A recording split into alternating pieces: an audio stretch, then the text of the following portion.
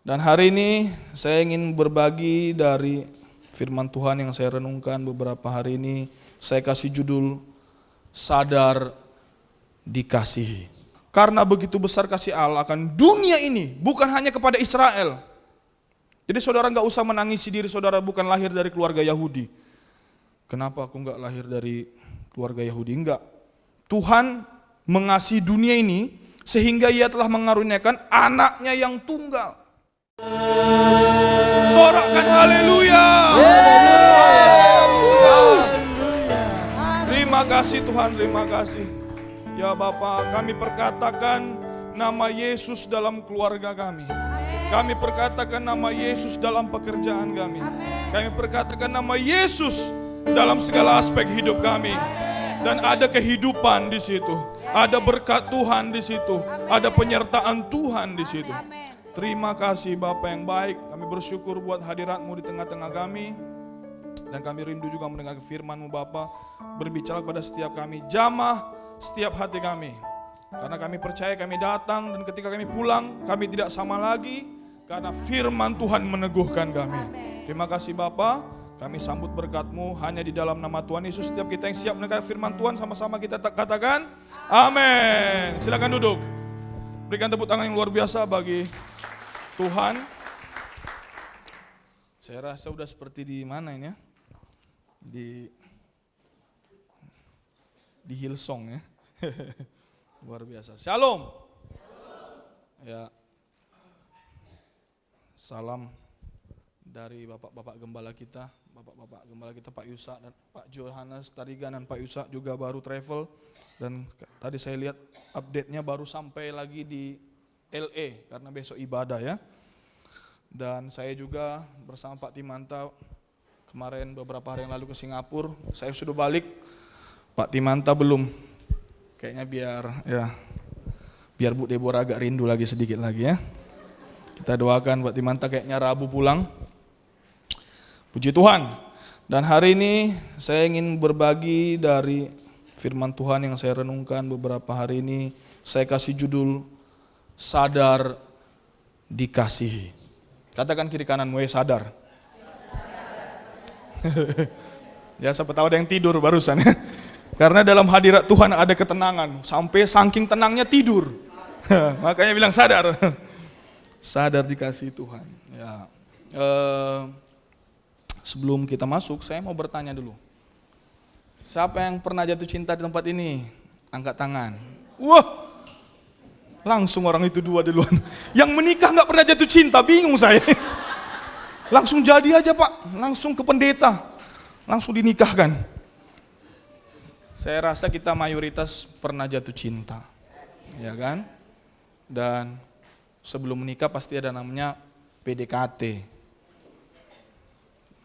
Ya, tahu Pak Mel arti PDKT? Belum tahu. Biar saya kasih tahu hari ini. PDKT artinya pendekatan. Proses pendekatan ya kan.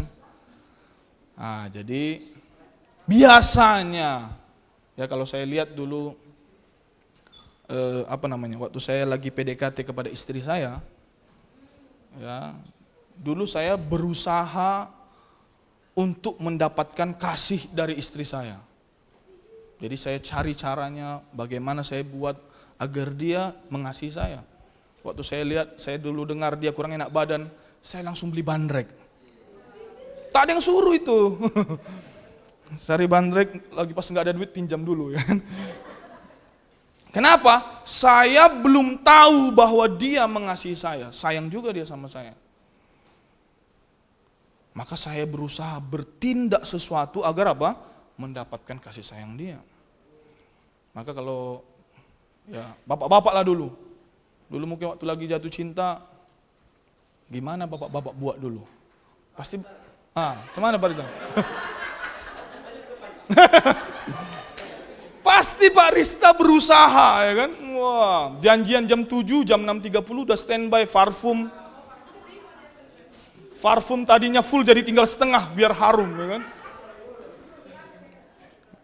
Yang ibu-ibu, waktu masih PDKT makannya pelan.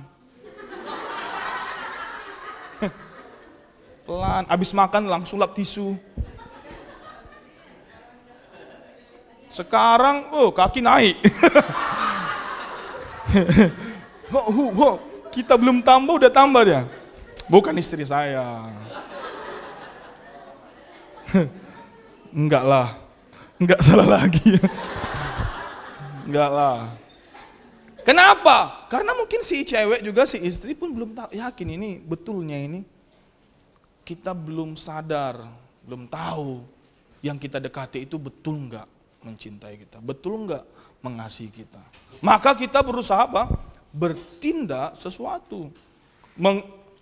Berusaha menjadi orang lain bila perlu. Ya kan, biasanya enggak pernah pakai kemeja karena mendekati ceweknya, berusaha menampilkan profesional.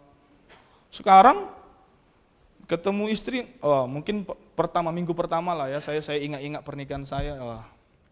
Minggu pertama, minggu kedua masih keren. Ya. Istri saya bangun-bangun, kok udah pakai lipstik. Sekarang masih gitu. Tetap juga saya cinta. Tapi minggu pertama, minggu kedua standby kan, sudah siapkan, udah masak, aduh luar biasa. Saya pun keren, kan sekarang celana pendek kadang-kadang kan, kadang ada bolong-bolongnya sedikit, nggak malu. Kenapa? Karena saya tahu, bukan karena tindakan saya lagi, karena saya tahu dia sudah mencintai saya, dan dia juga tenang karena saya juga mencintai dia. Maka hari ini saya kasih kita judul renungan kita hari ini adalah sadar dikasihi. Kita lihat Yohanes 3:16. Kita lihat dulu buktinya Tuhan mengasihi kita. Apanya bukti Tuhan? Ini ayat favorit. Semua pasti sudah hafal di luar kepala. Saking di luar kepalanya. Apa ya? Karena. Ini pun ayat komputer aja udah gak sanggup buka Yohanes. Karena saking di luar kepala. Oke, kita baca sama-sama ya. 1, 2, 3 ya. Karena begitu besar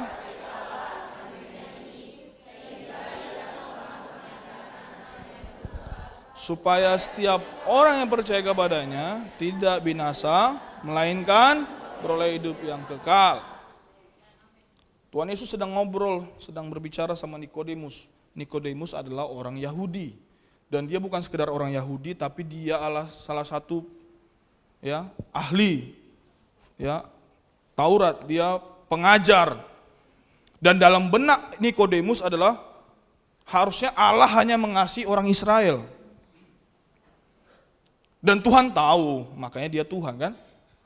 Waktu dia lagi ngobrol, Tuhan tiba-tiba muncul dengan statement ini, bahwa apa? Karena begitu besar kasih Allah akan dunia ini, bukan hanya kepada Israel. Jadi saudara gak usah menangisi diri saudara bukan lahir dari keluarga Yahudi. Kenapa aku gak lahir dari keluarga Yahudi? Enggak. Tuhan mengasihi dunia ini, sehingga ia telah mengaruniakan anaknya yang tunggal. Agar setiap orang percaya tidak binasa.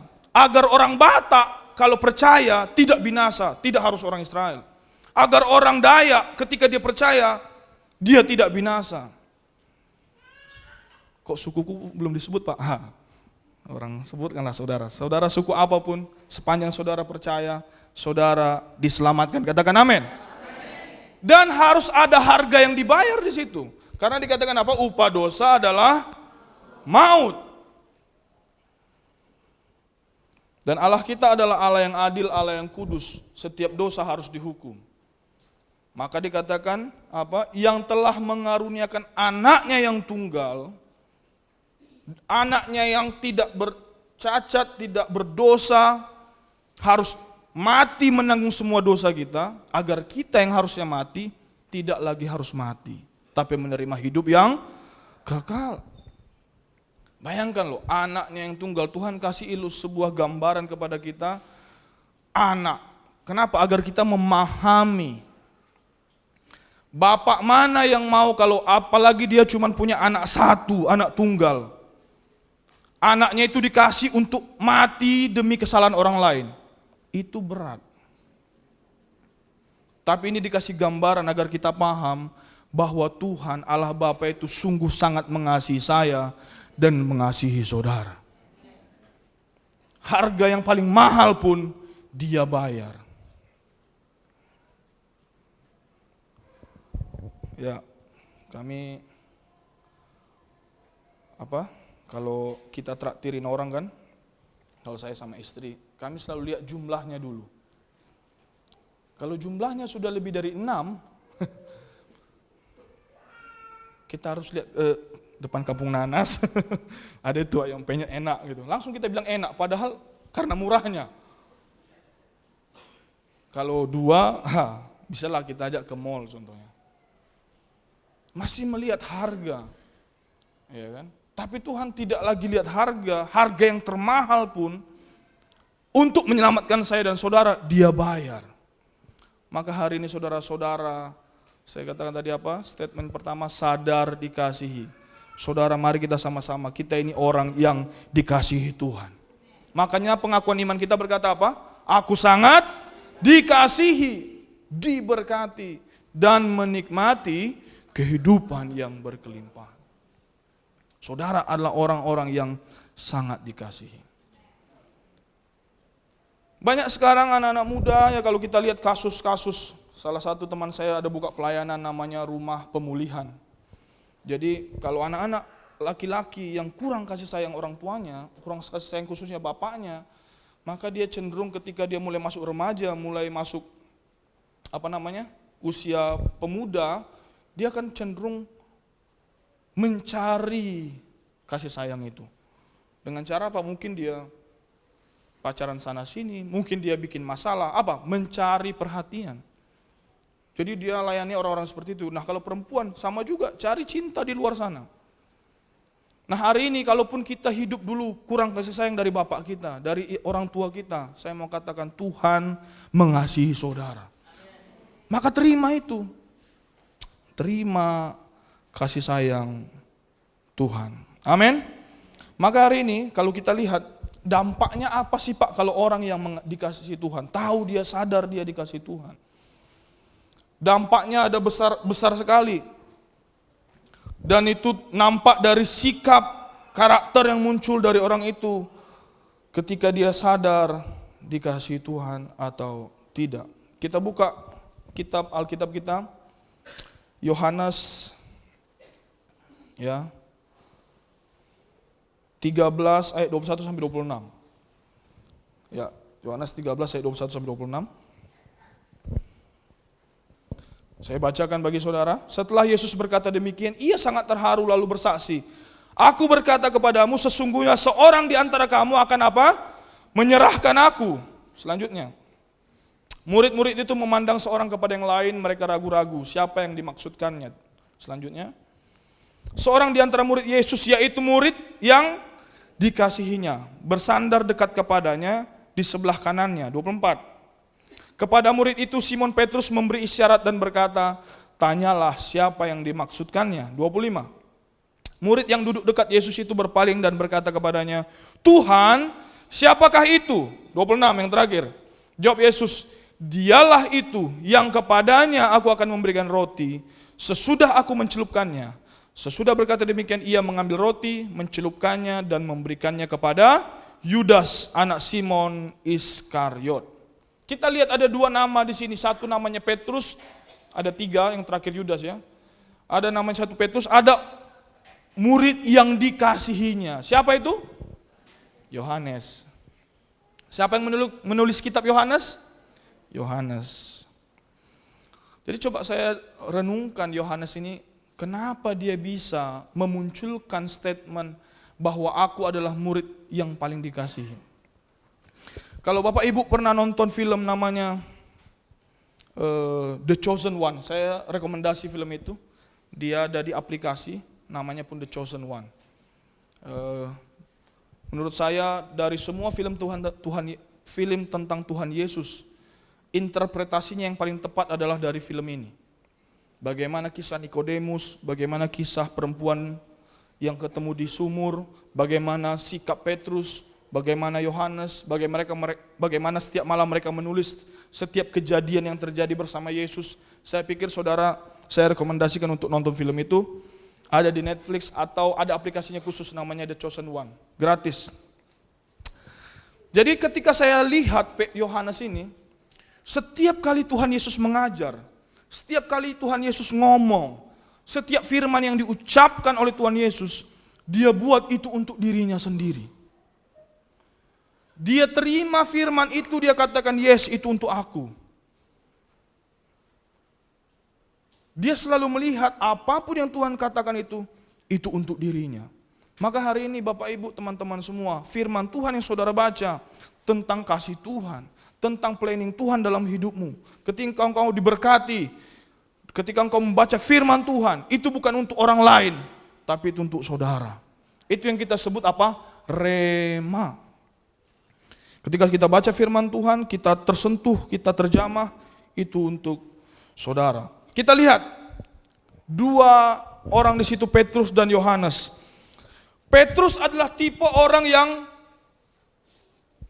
bangga akan kasihnya kepada Tuhan. Oke, kalau saudara bangga, saudara mengasihi Tuhan, bukan salah. Tidak berdosa. Tapi saya ingin saudara bukan lebih bangga kepada kasih saudara kepada Tuhan, tapi saudara bangga kepada kasih Tuhan kepada saudara. Ya, Petrus dia bangga akan kasihnya kepada Tuhan Yesus. Ketika waktu ada tentara itu mau menangkap Yesus, yang pertama bertindak adalah Petrus. Dia apa? Dia sayat telinga tentara itu. Ketika semua lagi ribut-ribut, Petrus bilang, aku tidak akan meninggalkan engkau Tuhan Yesus. Dia bangga atas kasihnya kepada Tuhan Yesus. Tapi kita lihat ketika ada satu rahasia, ada satu statement dari Tuhan Yesus, dia tidak pede nanya langsung sama Tuhan. Dia tanya kepada siapa? Kepada siapa? Pada Yohanes. Kepo dia.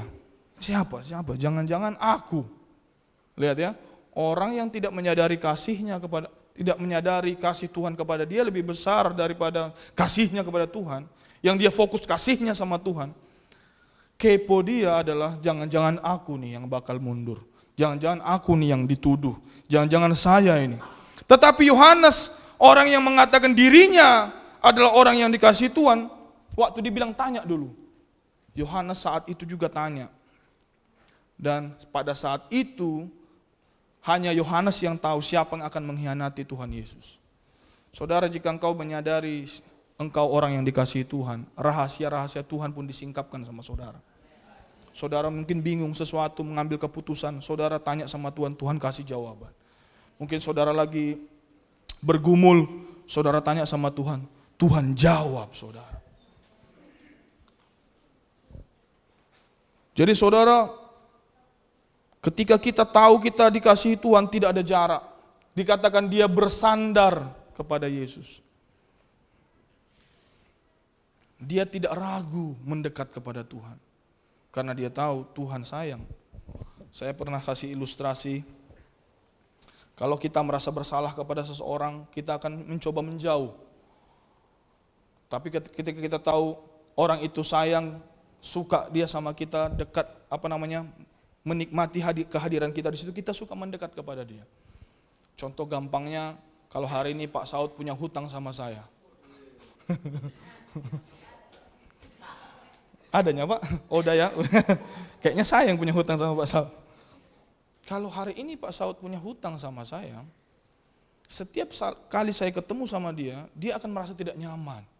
Dia akan berusaha membuat jarak, kalau perlu mundur tanpa berita kan, lama-lama nggak kelihatan lagi dia. Kenapa? Karena dia ada merasa bersalah kepada saya. Ketika kita juga tidak merasa dikasihi Tuhan, yang muncul adalah rasa bersalah. Yang muncul adalah apa yang kulakukan tadi barusan kita ingat-ingat.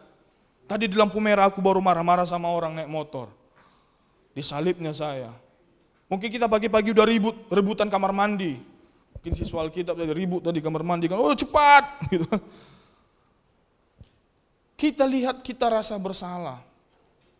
Tapi maka hari ini kita belajar dari Yohanes, apa yang dia lakukan adalah dia sadar dia orang yang dikasihi Tuhan. Yang kedua, kita lihat Daud di 2 Samuel pasal ke-6. Daud artinya adalah nama aslinya artinya adalah orang yang dikasihi. Ya bahasa Ibrani apa Pak Saud? Daud kata Pak Saud kan.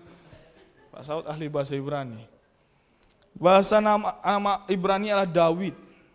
Artinya apa? Orang yang dikasihi. Pada zaman Saul ada namanya the Ark of the Covenant. Apa namanya ya? Kalau bahasa Indonesia coba saya lihat. Coba kita buka 2 Samuel pasal 6 kalau enggak ya. Saya ingat bahasa Inggrisnya. Inilah kalau sudah sering dekat-dekat Pak Sufri ini kita harus bahasa Inggris terus. Di 2 Samuel pasal yang ke-6 ayat yang pertama ya. Tabut, tabut. Ya, Jadi pada zaman Saul kehilangan tabut itu, diambil. Nah, pada saat Daud jadi raja, ketika dia duduk di tahta, salah satu hal yang pertama dia lakukan adalah dia kumpulkan orang terbaik dia, tentara terbaik dia untuk ngapain? Untuk ngambil lagi tabut itu kembali ke Yerusalem. Tabut itu bicara apa? Tentang kehadiran Tuhan. Ketika kita yakin, kita percaya kita orang yang dikasihi Tuhan, kita tanpa disuruh, kita menikmati hadirat Tuhan itu. Amin. Jadi kita nggak perlu pusing lagi jadi pendeta harusnya. Kalau jemaat Tuhan di tempat ini yakin dia dikasihi oleh Tuhan.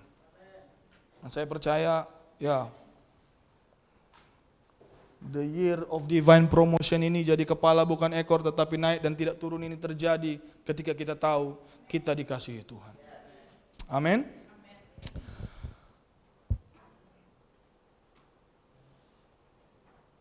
Daud, kembali lagi ke Daud. Ketika dia yakin dia dikasihi Tuhan. Bapak Ibu, ketika saudara juga yakin dikasihi Tuhan. Daud bukanlah tipikal orang yang show off. Dia bukan tipe orang yang mau tunjukkan kehebatannya. Dia bukan tipe yang mencari hormat. Tapi dia setia pada apa yang dipercayakan kepada dia. Bapak Ibu, saya mau perkatakan hari ini, ingatkan saudara yang ibu-ibu, setialah pada pelayanan saudara sebagai ibu-ibu. Pelayanan itu bukan hanya di atas mimbar ini. Menjadi seorang ibu rumah tangga adalah pelayanan juga. Saudara membesarkan anak-anak saudara untuk mengenal akan Tuhan. Sekolah minggu hanya sekali seminggu. Anak-anak itu besar, bertumbuh dalam pengawasan seorang ibu. Pelayanan saudara itu pelayanan yang besar. Kita berikan tepuk tangan dulu kepada ibu-ibu di tempat ini. Tak gampang itu. Bapak-bapak baru pegang sebentar, ya kan? Nangis dia udah pusing. Baru pampersnya udah penuh, udah pusing lagi, tambah pusing lagi. Ibu-ibu adalah, ibu rumah tangga lah pelayanan yang luar biasa. Bapak-bapak, menjadi kepala keluarga lah pelayanan yang luar biasa. Jadi tidak harus, aku gak ada pelayanan, kayaknya Tuhan gak sayang sama saya. Justru sebagai kepala rumah tangga engkau adalah sebuah pelayanan yang besar, yang dahsyat. Bagaimana engkau memimpin keluargamu untuk datang kepada Tuhan. Makanya saya sangat bangga bagi Pak Ketua kaum pria kita dan Pak Promotor di sini yang punya ide membawa bapak-bapak untuk bersehati, ya kan, untuk mulai sama-sama mengingat pelayanan sebagai kepala keluarga itu penting. Amin bapak-bapak. Agak susah. Gak gampang jadi bapak-bapak itu. Karena yang disalahkan adalah cowok biasanya kan. Tuhan akan tanya, Pak Meltari gimana? Bukan Ibu Meltari yang dicari. Karena Tuhan cari Adam. Nah itu dia. Anak-anak, pelayanan juga menjadi seorang anak itu. Ketika orang tua suruh mendengar dengan taat. Ketika orang tua punya pengharapan, dia berusaha mencapai harapan itu. Itulah sebuah pelayanan. Ya kan? Yang sudah menikah juga, orang tua kita, ya diingatlah kan? Itu adalah sebuah pelayanan kita sebagai seorang anak. Dan kita bisa lakukan itu ketika kita yakin kita dikasihi Tuhan. Kemudian Yohanes pasal 19. Saya kan banyak dari kitab Yohanes ini, karena Yohanes adalah kitab tentang kasih Tuhan. Yohanes pasal 19 ayat 25 sampai 27.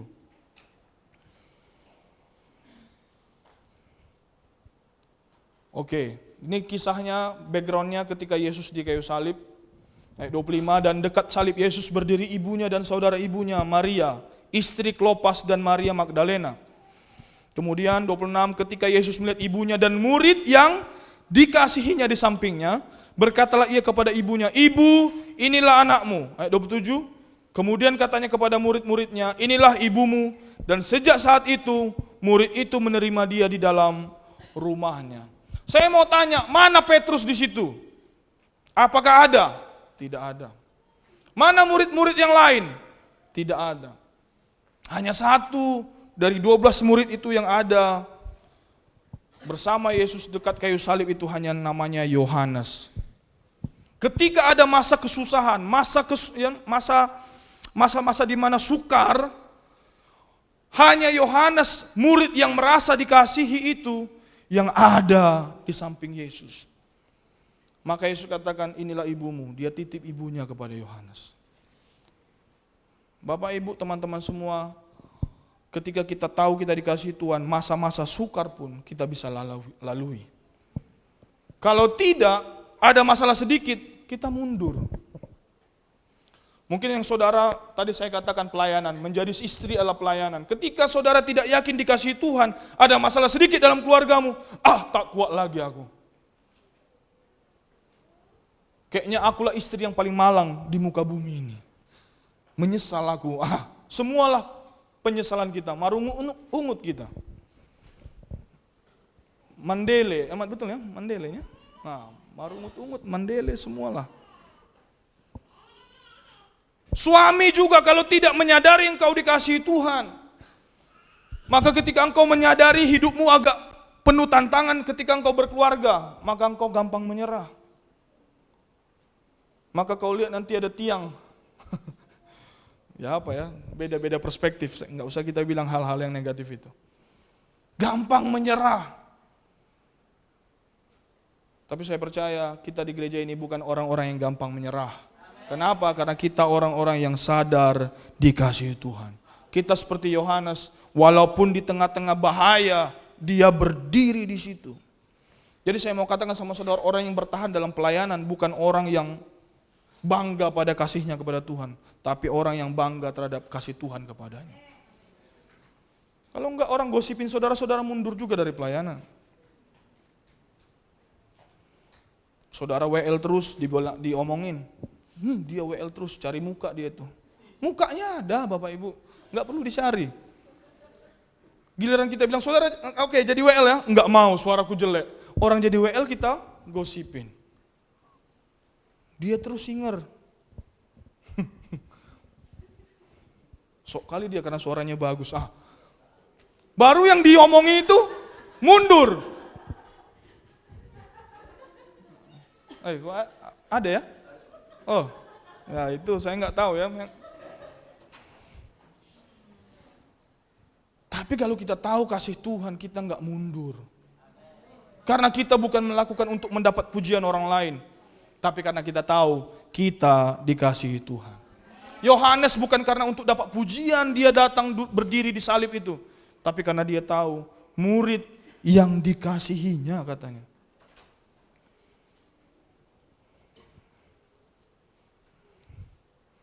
Jadi Bapak Ibu, teman-teman semua, highlight ini.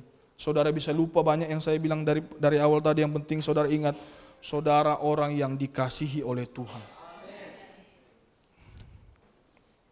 Kemudian, kalau kita lihat lagi di Yohanes pasal 20, ketika mereka sadar Yesus sudah bangkit, ya. Ketika Yesus bangkit, ketika mereka mau cek ke dalam kuburan Yesus, Petrus dan Yohanes sama-sama berlari menuju ke kuburan itu. Mereka sama-sama lari, tapi yang sampai duluan siapa? Bukan Petrus, Yohanes. Kenapa? Karena excitednya dia. Orang yang merasa dikasihi Tuhan akan muncul excitement dalam diri dia. Ada semangat yang baru, bukan dari luar, tapi dari dalam. Maka saya jarang, sebenarnya kalau saudara perhatikan mungkin kok Pak Nando ini jarang kasih ide kepada kita, kok dia jarang kasih kita arahan. Karena saya terlalu percaya ketika orang disentuh Tuhan, ketika kasih Tuhan dia terima, dia muncul dengan ide sendiri. Karena kalau dari luar muncul idenya, maka itu bersifat biasanya memaksa. Ya kan? Contoh saya bilang, Jos, mana Joshua? Udah hilang dia. Oh itu. Saya bilang, Jos, kami ada buat perjanjian sama Joshua ini. Saya bilang, ayo kita berlomba baca buku, saya bilang. Kenapa? Biar kita makin berisi. Makin ya kan, bagus. Oke Pak. Oke, setiap hari sharing ya sama saya apa yang kamu dapat dari buku itu. Oke. Satu hari dia kirim, Shalom Pak, ini buku yang saya baca. Saya bilang, amin, haleluya, bagus Jos. Hari kedua, hari ketiga, hari keempat, muntaber dia. Mundur tanpa berita. Hari kelima tak ada lagi, hari keenam tak ada. Kenapa? Karena idenya muncul dari saya. Tapi coba dia muncul, tiba-tiba dia berpikir, kayaknya aku harus sering membaca buku. Dan harus ada yang mengawasi saya, agar saya ada namanya quality control, ya kan. Pak Nando, ya gimana, boleh nggak Pak saya kirim sama Bapak lihat refleksi saya benar atau enggak. Pasti dia nggak merasa beban. Maka kalau kita lihat ini, Yohanes ini, tanpa beban dia, ya berlari dia menuju ke situ. Mungkin Petrus santai-santai. Kenapa saya tahu bisa jadi dia santai-santai? Karena Yohanes yang sampai duluan. Dia lebih bersemangat. Makanya doa saya, doa kita full timer juga di gereja ini, kami sangat berdoa. Harapan kami adalah setiap jemaat di gereja ini betul-betul sadar saudara orang-orang yang dikasihi oleh Tuhan. Maka terima, bagaimana kita bisa tahu kita dikasih Tuhan, kita perlu menerima. Kita orang Asia ini memang repot, apalagi orang Indonesia ini. Kita susah menerima. Saya sering itu, udah makan siang belum Pak? Sudah. Padahal saya mau ajak makan. Kenapa? Dia langsung sungkan. Setelah saya pergi mungkin menyesal dia. Aduh, kenapa enggak saya bilang tadi? Kita dikasih berkat sama orang, enggak usah. Susah kita orang Asia ini. Tapi kita harus belajar, makanya kita harus belajar untuk menerima kasih Tuhan. Gimana caranya menerimanya Pak? Mulai omongkan. Itu yang sering Pak Yohanes ajarkan sama kita. Mulai omongkan itu terjadi dalam hidup kita. Tuhan, aku terima Tuhan. Aku terima berkat Tuhan, aku terima kasih sayang Tuhan. Ya, ini sedikit bocoran ya, kita doakan. Ya kami, ya Pak Timanta, Pak Saud ada ketemu dengan orang. Ya rekan pelayanan lah sama orang misi. Kita lagi ada doakan ada satu tempat pelayanan baru. Dan kita diperjumpakan dengan satu orang yang punya lahan. Ketika kami berdoa selama ini doanya apa? Kita maunya punya kebun durian. Tahu enggak tanah ini yang mau dikasih kita kelola ini? Sudah ada pohon duriannya. Jadi nanti saudara ya kita doakan. Pas musim durian kita panen durian, sini makan durian sama-sama kita kan. Kalau jadi lahan itu tadi. Kita mulai terima, kita omongkan. Bayangkan kita makan durian tanpa menanam. Tanpa harus beli, ya kalau beli sih bisa sih gampang aja. Tinggal ke Nagoya kita bisa tanpa menanam. Waktu kami cerita itu kami sharing, wah luar biasa. Betul lah firman Tuhan berkata, kita akan mendiami rumah-rumah yang kita tidak dirikan. Ini kita makan durian yang kita tidak tanam. Nah, kita doakan itu Bapak Ibu ya. Mulai terima. Waktu sering Pak Jo bilang Amerika, mulai terima. Pasporku pun sudah mati Tuhan. Terima jalan-jalan ke Amerika. Enggak masuk akal kan? Bilang amennya pun susah kan? Jalan-jalan ke Amerika, amin? Amin. Berat itu. Itulah yang saya katakan, susah kita menerima. Belajar menerima.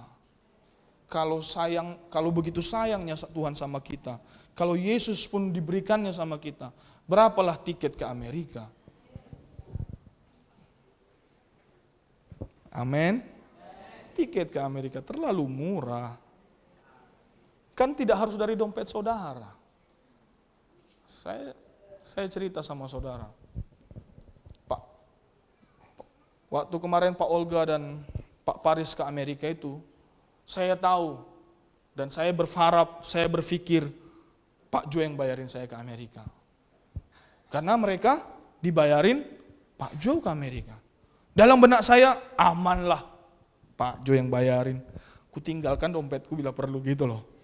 Tiba-tiba, tidak. Tahu siapa yang bayarin? Para pengerja-pengerja gereja ini. Luar biasa, saya terharu juga.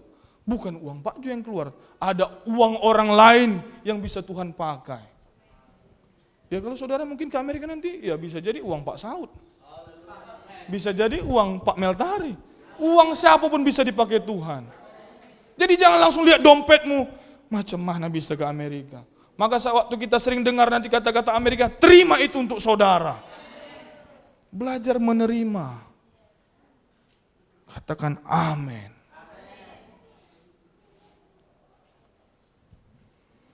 Haleluya. Saya cerita satu lagi. Pak Yusak juga sering cerita. Kan tahun lalu Pak Yusak ke Eropa. Semua dibayarin.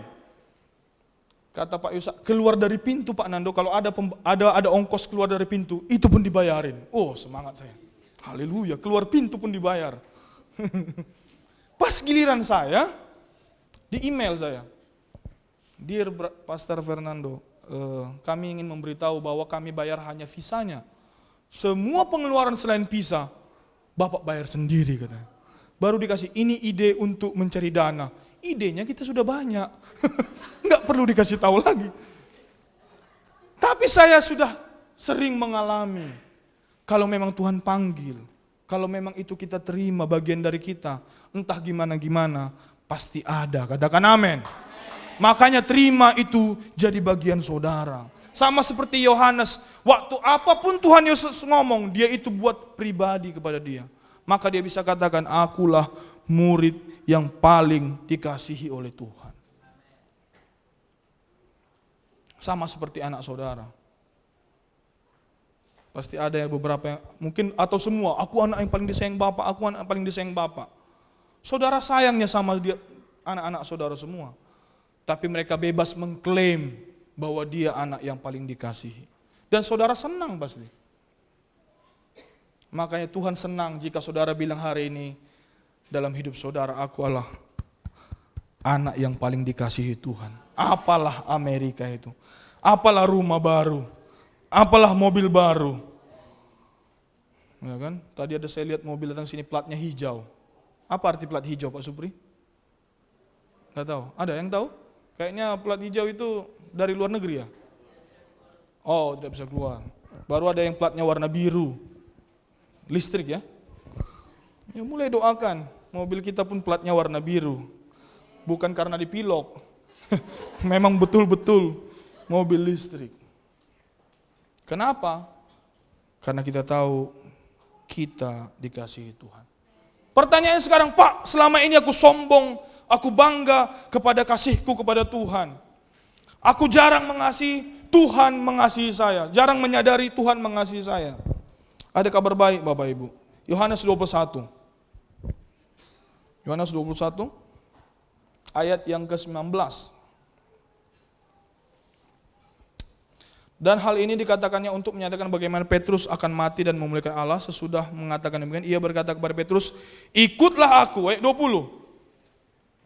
Ketika Petrus berpaling, ia melihat bahwa murid yang dikasihi Yesus sedang mengikuti mereka. Yaitu murid yang pada waktu mereka sedang makan bersama duduk dekat Yesus. Dan yang berkata, Tuhan, siapakah dia yang akan menyerahkan engkau? Ayat 21. Ketika Petrus melihat murid itu, ia berkata kepada Yesus, Tuhan, apakah yang akan terjadi dengan dia ini? Oke, Tuhan Yesus sedang cerita kepada Petrus tentang akhir hidupnya. Dan Tuhan Yesus berkata kepada Petrus bahwa dia akan dipakai Tuhan kok. Jadi kalau saudara lihat di Alkitab, waktu Tuhan Yesus bangkit, yang pertama dicari dia siapa? Petrus. Tuhan rindu memulihkan Petrus. Dia datang, waktu mereka lagi mancing, Tuhan Yesus bikin sarapan mereka, dikasih makan dulu si Petrus, baru ditanya, Petrus, apakah engkau mengasihi aku? Hari ini Bapak Ibu, kalau engkau tadi yang kita bilang bahas tadi, bangga terhadap kasih kita kepada Tuhan, kita lebih condong merasa kita yang mengasihi Tuhan. Saudara enggak perlu merasa bersalah, karena Tuhan Yesus pun mengasihi saudara. Dia ingin sampai saudara sampai pada di titik di mana ternyata Tuhan kok yang mengasihi aku. Buahnya adalah saudara mengasihi Tuhan. Jadi aku mengasihi Tuhan, aku mau melayani, aku mau terlibat dalam proses memperbaiki fasilitas gereja. Aku mau jadi berkat bagi perumahan saya mau menjadi suami yang baik, saya mau menjadi istri yang baik. Itu adalah buah dari ketika kita menyadari kita orang-orang yang dikasihi Tuhan. Jadi Bapak Ibu, Tuhan yang Tuhan rindu, yang Tuhan mau, sama seperti tadi suami istri, kita jadinya ketika kita sadar kita sudah dikasih istri atau suami kita jadi apa adanya. Kita nggak perlu lagi bermake up tebal-tebal biar suami sayang, karena suami sayang saudara apa adanya. Kita nggak perlu bermake up tebal-tebal di depan Tuhan biar Tuhan bilang luar biasa. Enggak. Tapi kita datang kepada Tuhan dengan apa adanya. Maka hari ini ingatlah saudara adalah orang-orang yang paling dikasihi Tuhan. Amin. Katakan kiri kananmu, engkau orang paling dikasihi Tuhan. Saya undang pemain musik untuk maju, kita mulai masuk ke akhir. Kita adalah orang-orang yang paling dikasihi Tuhan. Ayat terakhir.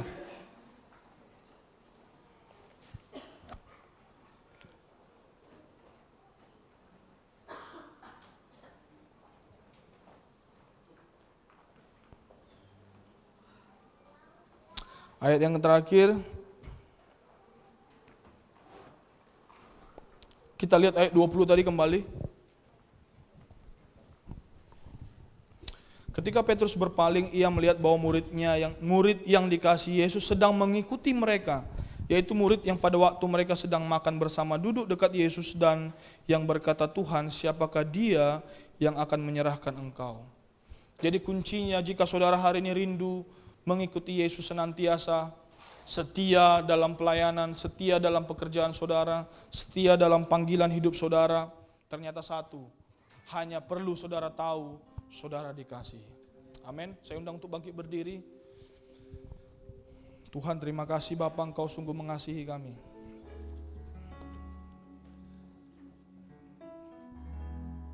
Kami tahu kami sering gagal. Kami tahu Tuhan iman kami naik turun. Kami tahu Tuhan kadang kami seperti Petrus bersemangat, tapi pada satu titik lagi kami ketakutan. Kami lari dari masalah yang kami hadapi. Tapi kami tahu Tuhan Engkau terus senantiasa setia. Yang tak pernah berubah adalah kasih-Mu Bapa. Kasih kami naik turun, tapi kasih-Mu tak pernah berubah. Dulu, sekarang, sampai selama-lamanya. Engkau begitu mengasihi kami. Makasih Bapa yang baik, yang bersyukur Tuhan. Kami mau berterima kasih buat kebaikan-Mu. Terima kasih Bapa. Mari kita ambil satu momen untuk mengingat kebaikan Tuhan dalam hidup kita. Ketika Tuhan tolong kita, mungkin kita mau kecelakaan, Tuhan tolong. Mungkin anak-anak kita waktu lahir, Tuhan tolong. Mungkin dalam pekerjaan kita, Tuhan tolong. Mari kita sama-sama mengucap syukur. Terima kasih Bapa. Terima kasih Tuhan. Oh, haleluya. Terima kasih Tuhan. Engkau orang yang dikasihi Tuhan. Engkau orang yang dipilihnya. Dalam hidup kami. Berkat Tuhan tak pernah tertukar. Terima itu. Terima berkat yang menjadi bagian-Mu. Terima kasih Apa yang kau doakan hari ini, terima itu dalam nama Yesus. Terima kasih, terima kasih. Kita katakan terima kasih, terima kasih. Terima kasih Yesusku buat anugerahmu, buat anugerah yang kau beri. Sebab hari ini Tuhan adakan syukur bagi. Sekali lagi katakan terima kasih Tuhan. Terima kasih Yesusku buat anugerah yang kau beri. Sebab hari ini Tuhan adakan syukur. Katakan sekali lagi dengan iman. Katakan terima kasih Tuhan. Terima kasih Yesusku buat anugerah yang kau beri. Sebab hari ini Tuhan adakan syukur bagimu. Terima kasih Bapa, kami mengucap syukur. Roh Kudus-Mu yang memampukan kami menyadari setiap hari bahwa kami adalah orang yang paling dikasihi Tuhan. Jemaat Tuhan sama-sama katakan sama saya, aku orang yang paling dikasihi Tuhan. Aku orang yang paling Yes, sekali lagi katakan aku orang yang paling dikasihi Tuhan. Aku orang yang paling dikasihi. Terima kasih Bapa yang baik. Biarlah Tuhan kami sama seperti Yohanes, buah dari kesadaran kami akan kasih Tuhan yang memampukan kami bertahan dalam pelayanan, yang memampukan kami Tuhan menikmati kehadiran Tuhan. Ketika Petrus berlari bersama Yohanes, Yohanes sampai duluan karena dia orang yang dikasihi Tuhan. Ketika semua lari karena ada tantangan, Yohanes berdiri teguh karena dia tahu dia orang yang dikasihi Tuhan. Jadi aku berdoa hari ini buat bapak-bapak, kepala rumah tangga, ibu-ibu, ibu rumah tangga, anak yang bekerja, yang berbisnis, mereka berdiri teguh dalam kasih Tuhan. Karena mereka sadar mereka orang-orang yang dikasihi Tuhan. Akan ada banyak kesaksian-kesaksian dalam keluarga gereja kami ini Tuhan. Keluarga mereka dipulihkan, anak-anak mereka dahsyat luar biasa, pekerjaan mereka diberkati, usaha mereka sukses besar. Karena kami orang-orang yang paling dikasihi Tuhan. Rencana Tuhan, rencana yang dahsyat, rencana yang luar biasa dalam hidup kami. Terima kasih Bapa yang baik, kami terima itu.